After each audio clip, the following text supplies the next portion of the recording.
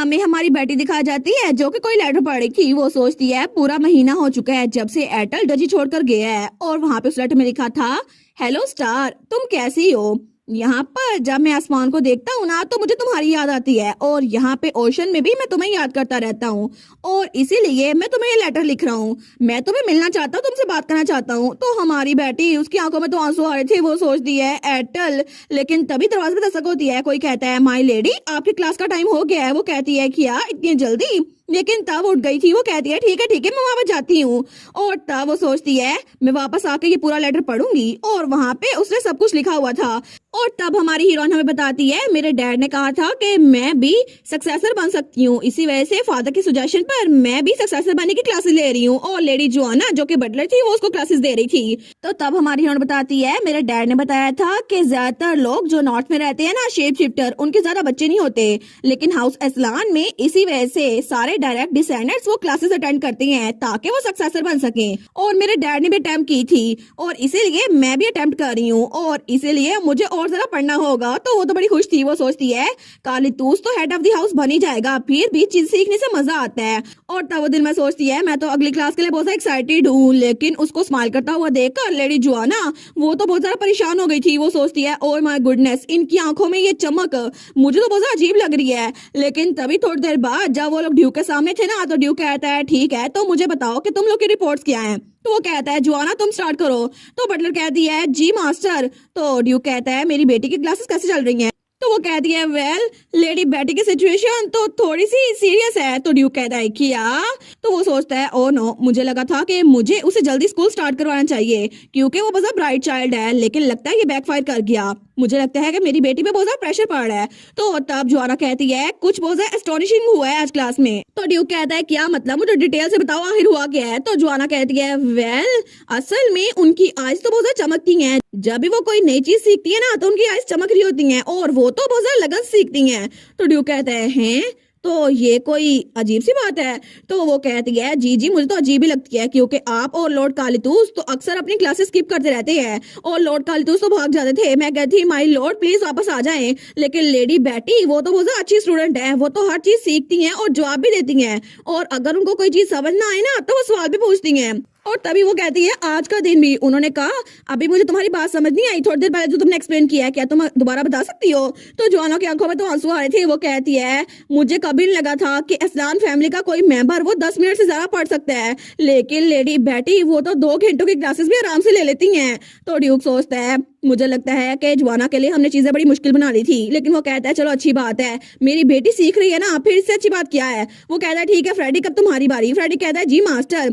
तो ड्यूक कहता है मैंने तुम्हें जिस बात के लिए कहा था क्या तुमने वो काम कर लिया है, मेरी बेटी के लिए स्टैचू बना लिए हैं। वो कहता है जी मैंने ऑर्डर दे दिए हैं और अभी उनके बर्थडे तक ये तैयार हो जाएंगे। वो कहता है ठीक है तो ये काफी है, लेकिन अब डच्ची की सिचुएशन के हिसाब से मुझे बताओ क्या हो रहा है। वो कहता है जी मैं आपको अभी बताऊंगा मास्टर। असल में लेडी बेटी ने जिस कोड का जिक्र किया था ना वो कोड आ चुकी है और 200 सालों बाद यहाँ पर कहता आया है, लेकिन चीजें डची ऑफ इस्लाम में बहुत ज्यादा परफेक्टली चल रही हैं। यहाँ पर फूड शॉर्टेज का मसला पहले हल हो चुका है क्योंकि वहाँ पे फेरी स्टोन्स थे, लेकिन उसके अलावा फ्री सूप किचन की वजह से कोई भी भूखा नहीं मर रहा और इसी वजह से टुबरोजम भी बहुत ज्यादा उगाया जा रहा है और ये सब कुछ लेडी बेटी की वजह से हुआ है। और लेडी बेटी ने जो सारी रेसिपीज बताई थी ना उसकी वजह से हर कोई उन रेसिपीज को इस्तेमाल कर रहा है और अब किसी को कोई खतरा नहीं है और फ्री फूड किचन की वजह से हमें इन्फॉर्मेशन भी मिल रही है और लोग भी भूखे नहीं मर रहे। तो ड्यूक कहता है अच्छा तो मुझे लगता है कि इसको भी अननोटिस नहीं छोड़ना चाहिए।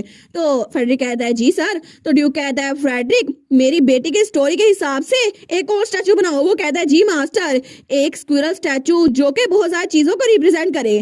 तो तभी वो कहता है क्या सच में ये चलेगा। तो तब उसको डायग्राम दिखाता है, लेकिन तब जोआना कहती है उनके फेशियल एक्सप्रेशन थोड़े फेयरलेस होना चाहिए। तो ड्यूक कहता है ठीक है, अब पीछे रह गया सबसे ज्यादा इंपॉर्टेंट एजेंडा। जैसा कि तुम सबको पता है मेरी बेटी की बर्थडे जल्दी आने वाली है ना। तो जैसे उसने कैपिटल छोड़ा है ना अब उसकी बर्थडे बहुत ज्यादा मनाई जाएगी क्योंकि कभी भी कैपिटल में उसकी बर्थडे नहीं मनाई गई और वैसे भी मैं हर साल उसकी बर्थडे के लिए बहुत ज्यादा रकम भेजा करता था, लेकिन वाई काउंटर सीरियस ने वो रकम चुरा ली और मेरी बेटी की जगह खुद इस्तेमाल कर ली। और तभी वो टेबल पे मुक्का मारते हुए कहता है इसीलिए इस बार उसकी बर्थडे के लिए मैं चाहता हूँ मेरी बेटी बहुत ज्यादा खुश रहे और वो अपना गिफ्ट देकर बहुत ज्यादा खुश हो जाए। तो तब फ्रेडी कहता है प्लीज आप फिक्र ना करे, मैंने पूरे कॉन्टिनेंट के फाइनेंस मास्टर को ढूंढ लिया है। ताकि वो लेडी बैटी के बर्थडे में डिजर्ट बना सके और गिफ्ट बना सके और डेकोरेशन भी। तो ड्यूक कहता है अच्छा ये तो अच्छी बात है, तो इसी के साथ बैटी की बर्थडे की प्रिपरेशन वो स्टार्ट कर दो, क्योंकि वो हम बहुत ज्यादा धूमधाम से मनाएंगे। और उसके बाद हमें हमारी बेटी की बर्थडे का दिन दिखा जाता है। तो तब वहाँ पे बहुत सारे मेहमान थे, लेकिन हमारी हिनौन वहाँ से छुप के उन सबको देख रही थी। वो सोचती है वाह ये तो अनबिलीवेबल है ना, यहाँ पर सारे लोग आए हैं क्योंकि वो मुझे बर्थडे के लिए कांग्रेचुलेशन कहना चाहते हैं। तो बेटी सोचती है यहाँ पर तो वार विक्ट्री से भी ज्यादा लोग आए हुए हैं मेरी बर्थडे सेलिब्रेट करने के लिए। मुझे लगता है कि आज मैं सेंटर ऑफ अटेंशन होंगी, लेकिन ये मेरी पहली पार्टी है जहाँ पर सब लोग मुझे देखेंगे। मैं तो बहुत कंफ्यूज हो रही हूँ। और उसके सर पे उसकी स्क्वायरल भी बैठी हुई थी, वो भी बड़ी कंफ्यूज हो रही थी। लेकिन तभी वहां पर देखती है तो वो कहती है क्या फ्रेडरिक? तो फ्रेडरिक के हाथ में कुछ पकड़ा हुआ था। वो कहती है फ्रेडरिक के साथ इतने सारे लोग क्यों हैं, आखिर ये है क्या? लेकिन जैसे वो वहां पर देखती है ना, वो कहती है क्या फ्रेडरिक आखिर उसने ये सब कुछ अरेंज कैसे कर लिया? और हमारी बेटी तो बड़ी ज्यादा परेशान हो गई थी। लेकिन तभी हमें दिखाया जाता है फ्रेडरिक के हाथ में था क्या, उसके हाथ में एक स्टिक थी जिसके ऊपर स्क्विरल बनी हुई थी।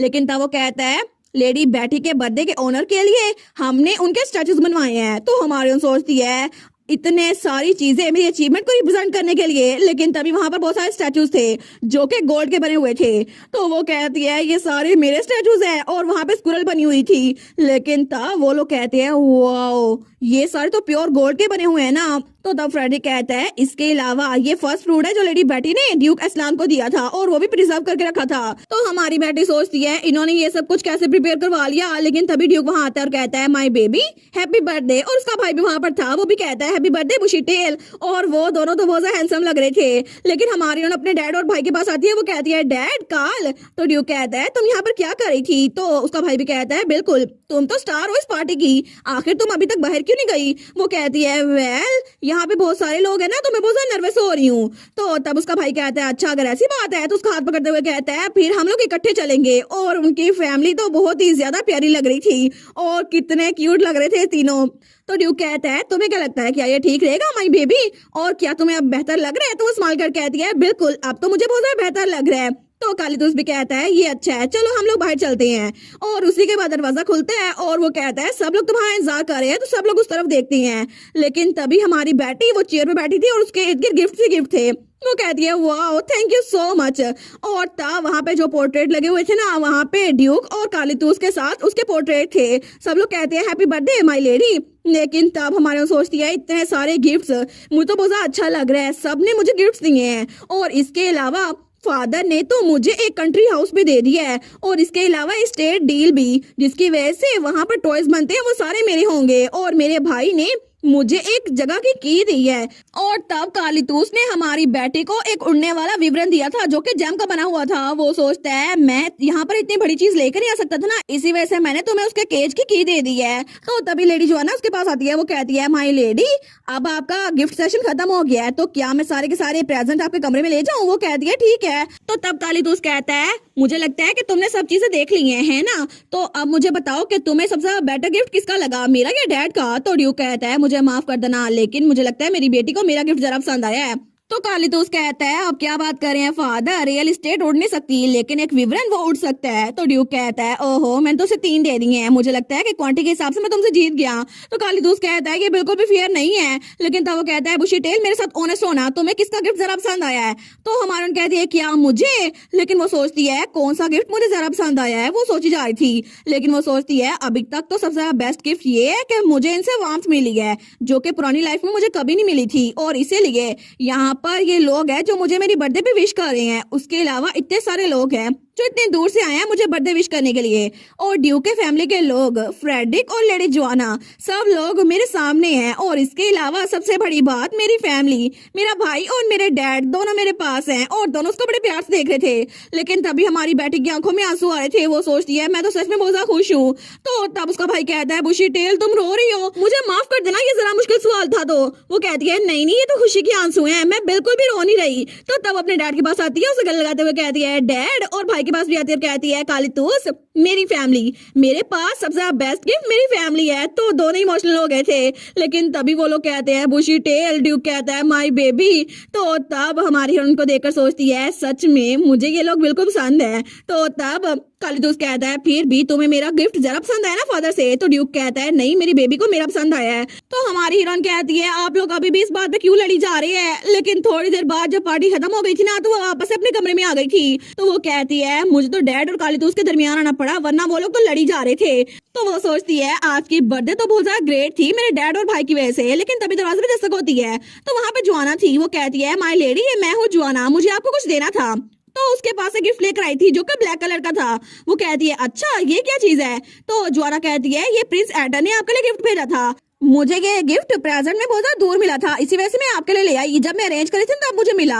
आई एम श्योर के मास्टर और लॉर्ड कालिदास ने इसको मूव कर दिया था और सच में ऐसा ही हुआ था। ड्यूक कहता है उस लिजर्ड ने ये भेजा है। तो तब कालिदास भी कहता है ये तो बिल्कुल फिल्थी है, इसको दूर धकेल दो। लेकिन तब हमारी कहती है thank you so much adder का प्रेजेंट ढूंढने के लिए। तो जोना कहती है ठीक है अब मैं चलती हूँ, आप रेस्ट कीजिएगा माय लेडी। तो तब उसको गुड नाइट कह के चली गई थी। लेकिन हमारी हीरोइन उस गिफ्ट को देखती है, वो सोचती है एटल, उसको मेरी बर्थडे याद थी ना। लेकिन जैसे वो गिफ्ट खोलती है उसके अंदर एक लेटर था। वो कहती है वो एक लेटर भी है। तो वहां पे लिखा हुआ था हेलो माय स्टार। यहाँ आसमान पे बहुत सारा काउंटलेस स्टार हैं, लेकिन फिर भी जब मैं आसमान पे देखता हूँ ना तो मुझे तुम्हारे जैसा स्टार ढूंढना मुश्किल हो जाता है। इसी वजह से मुझे यहाँ पे कोई स्टार इतना पसंद नहीं आता, लेकिन तुम हमेशा मुझे याद आती हो और इसी वजह से मैं तुम्हें मिस कर रहा हूँ और मैं विश करता हूँ तुम भी मुझे मिस करी होगी। या फिर ये सिर्फ एक सेल्फिश विश है, लेकिन फिर भी प्लीज मेरे बारे में सोचती रहना, ठीक है। लेकिन वो उस लेटर को देखती है और आगे लिखा हुआ था इसके अलावा हैप्पी बर्थडे स्टार। तो वो बड़ी खुश हो गई थी। तो तब एटल ने आगे लिखा था मैं उम्मीद करता हूँ कि तुम्हें ये गिफ्ट बहुत ज्यादा पसंद आएगा और मैंने तुम्हारा सोचते हुए गिफ्ट प्रिपेयर किया है। वो कहती है कि एक गिफ्ट भी है। लेकिन जब उस डब्बे में देखती है ना तो वहाँ पर पूरा सेट था जो कि उसके बालों की तरह ऑरेंज था।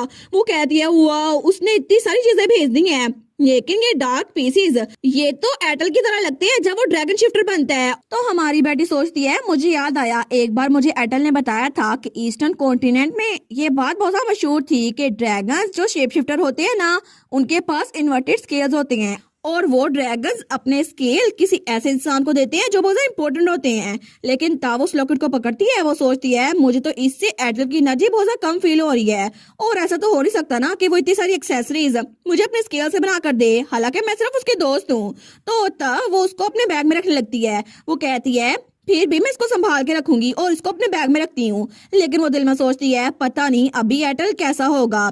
आई विश कि इस वक्त वो यहाँ पर होता मेरे पास मेरी बर्थडे में। लेकिन वो सोचती है फिर भी मेरी पुरानी लाइफ में जब मैं मर रही थी ना तो मुझे किसी पे ट्रस्ट नहीं था और पिछले लाइफ के हालात की वजह से मैंने कभी भी किसी पे भरोसा नहीं किया। लेकिन अब मेरा बैग ये फुल है मेरे डैड के लेटर से, मेरे डैड ने मुझे चीजें दी हैं और इसके अलावा मेरे दोस्तों के लेटर से और वहाँ पे उसके भाई का गिफ्ट भी था। लेकिन वो सोचती है कालिदास एटल सब लोग। लेकिन जैसे वो बाहर देखती है ना तो बाहर एक शूटिंग स्टार था। वो कहती है वाह ये तो तारा टूट रहा है ना, मैं तो विश मांगूंगी। लेकिन तभी दूसरी तरफ ओशन में एटल भी उस तारे को देख रहा था। तो तब वो दिल में सोचती है मेरे पास मेरे बहुत सारे लोग हैं जिन्होंने मुझे अनकंडीशनल लव दी है और इसी वजह से मैं शूटिंग स्टार को देखकर उन सब के लिए प्रे करूंगी। तो तब वो तो बड़ी खुश थी। वो कहती है सच में मैं तो पहली बार शूटिंग स्टार देख रही हूँ, हालांकि पहले मैंने सिर्फ इसके बारे में पढ़ा था। और वो दिल में सोची जा रही थी एटल ने मुझे फ्रेंडशिप और लव दिया जो कि बिल्कुल रियल था, इसी वजह से मैं कभी तुम्हारे बारे में नहीं भूलूंगी। उसने कहा था कि मैं उसको याद करूँ, हालांकि मैं उसको याद करती रहती हूँ। तो तभी दोनों वो विश कर रहे थे, लेकिन तभी वो दोनों ही एक ही बात सोच रहे थे। तो हमारी बेटी सोचती है प्लीज मुझे एटल से मिलना अलाउ कर दो प्लीज। तो हमारा एटल भी यही सोचता है प्लीज मुझे स्टार से मिलना अलाउ कर दो, हम लोग जल्दी मिले, जितना जल्दी हो सके उतना जल्दी। लेकिन दोनों की विश बहुत ही जल्द पूरी होने वाली थी और दोनों ही अलग अलग जगह पे खड़े थे, लेकिन दोनों की विश ही एक थी और दोनों ही एक ही बात सोच जा रहे थे कि हम हमेशा एक दूसरे को याद रखेंगे और कभी नहीं भूलेंगे। लेकिन तब हमें कुछ सालों बाद का सीन दिखा रहता है और ओशन वहां पे हमारा एटल उसके हाथ में एक लेटर था। तो तब सब लोग वो कहते हैं फाइनली पायरेट हंट वो खत्म हो चुका है तो हम लोग वापस जा सकते हैं, है ना। और ऐसा तो है नहीं ना कि हम हिज हाइनेस की बात ना माने और वापस ऐसे चले जाएं। तो वहां पे हमारा एटल भी बड़ा हो गया था। लेकिन तब उस लेटर को देखते हैं और स्माइल करता है। तो सब लोग कहते हैं कांग्रेचुलेशन आपकी बैटल की विक्ट्री के लिए योर हाइनेस। और एटल को सब लोग कांग्रेचुलेशन कह रहे थे और तभी हमारे एटल के पास एक लेटर भी आ गया था जहाँ पे उसको वापस आने की परमिशन मिल चुकी थी। लेकिन दूसरी तरफ कोई लड़की वो भी कोई लेटर लिख रही थी और गुनगुना रही थी और वो थी हमारी बेटी जो कि अपने कमरे में बैठी हुई थी, लेकिन उस वक्त वो भी बड़ी हो चुकी थी। तो तब वो दिल में कहता है मैं तुमसे जरूर मिलूंगा स्टार, क्योंकि मैं जल्द ही तुम्हारे पास आने वाला हूँ। और इसी के साथ ये वाला पार्ट यहीं पर ख़त्म। तो आप लोग बताइएगा आप लोग को ये पार्ट कैसा लगा, और वीडियो को लाइक और चैनल को सब्सक्राइब लाजमी कीजिएगा। बाकी वीडियोस का लिंक भी स्क्रीन पर नज़र आ रहा होगा, तो काइंडली उनको भी चेकआउट कर लें। और thank you so much for watching my videos. Stay safe, bye bye.